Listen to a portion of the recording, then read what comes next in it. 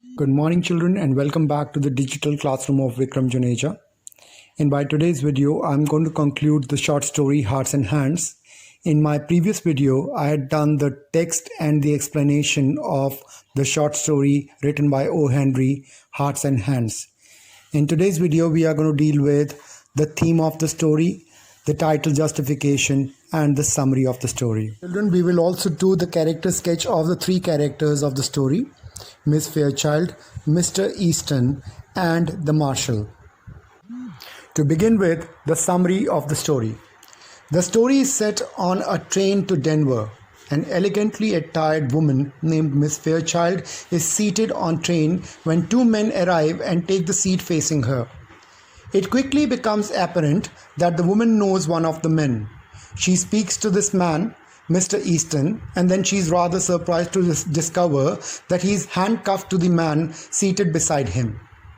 As Easton greets the young woman, he slightly raised his right hand, bound at the wrist by the shining bracelet, to the left one of the companion.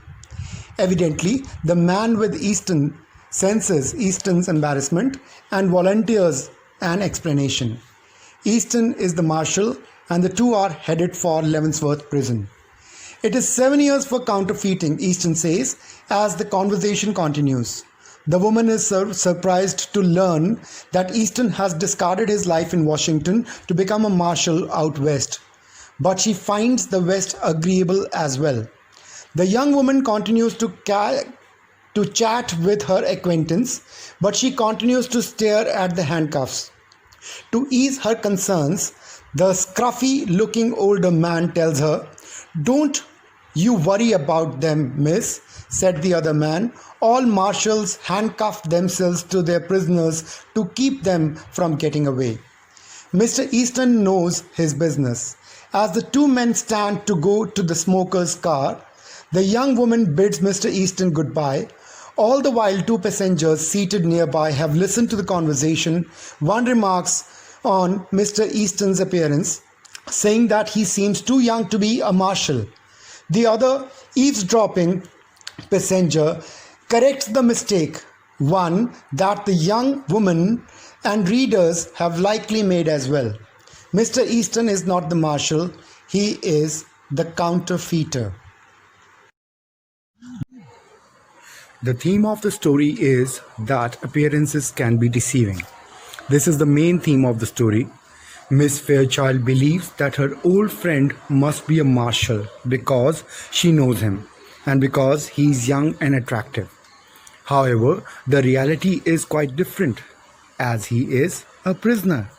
So you see, children, that what you see may not be exactly what it is. That's basically where Miss Fairchild was deceived by the face, by the appearance, by the young and attractiveness of youth and the attractiveness of Mr. Easton, and thought him to be a marshal, whereas he was a culprit. Hearts and Hands, title justification. The hearts part of the title signifies the love or affection that lied between Mr. Easton and Miss Fairchild. Although it is not mentioned clearly in the story that Miss Fairchild liked Mr. Easton, but by her attitude towards Mr. Easton and her way of talking clearly reflects the relationship which lied. The hands part of the title refers the handcuffed hands of Mr. Easton and that of the glum-faced marshal. It is the handcuffing which contributes to the hands part of the title. Thus, the title of the story, Hearts and Hands, is apt. Character sketch in the story, Hearts and Hands. We talk about Mr. Easton to start with. In O. Henry's short story, Hearts and Hands, Mr. Easton is presented as a handsome young man with a bold and frank manner. He previously used to live in Washington, but later shifted to the West for a better way of living.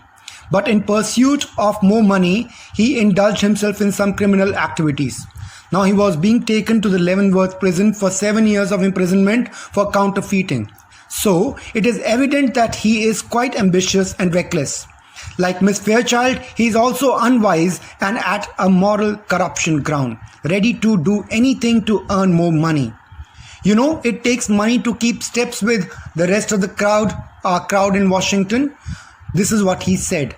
On the other hand, we see a positive side of his character too, in the form of the frankness in his behavior. Now let's talk about the Marshal. As the author presents the character in the first paragraph of the story, the unnamed Marshal is a ruffled, glum-faced person, heavily built and roughly dressed. This appearance apparently makes him less likable. So it is rather easy for someone to take him as the convict handcuffed with the Marshal. Introducing such a character makes O. Henry's job easy to convince the readers that he is the convict and to bring the twist at the end.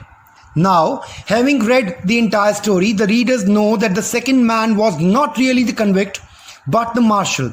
It is only at the very last sentence of the story that we know his real identity, when another passenger say, "Did you ever know an officer to handcuff a prisoner to his right hand?" So, drawing a character sketch of the man won't be possible if one doesn't read till the end. Now, to come to the real discussion about the Marshal's character traits, the man was compassionate to Mr. Easton, the actual criminal. He saved Easton twice from embarrassment. He did not even hesitate to tell a lie to the woman and to undermine himself by posing for a prisoner. This shows his humane nature and sympathy for others, even for a criminal. As a Marshal, people would normally think him to be rather harsh and strict, but the humanity he displayed to his prisoner makes him a unique and an extraordinary character. Now let's talk about Miss Fairchild. Miss Fairchild is a rich woman who has manner and style. In the train, she looks and speaks how a first-class person should. She has a full, sweet and deliberate voice that she used while conversing with Mr. Easton. This also shows that she is in love, or at least has feelings for Mr. Easton. When she glanced at them, she was disinterested at first, but as soon as she noticed it was Mr. Easton, her countenance brightened and a tender pink tinged her round cheeks. Miss Fairchild was also too blinded by her feelings that she couldn't see past them, and allowed herself to be lied to. She is also a normal human being who does not and cannot always act with a gloss of style and manner. This characteristic was showed when she began truly and simply talking about the West to the two men with shining eyes and said that money isn't everything. So students, this was with regard to the summary, the theme, the title justification and the character sketch in the story Hearts and Hands. I'm going to attach an extract with a few questions. I'll expect you to attempt these questions in your fair literature and English notebooks. Thank you. Have a nice day. God bless you all. See you soon.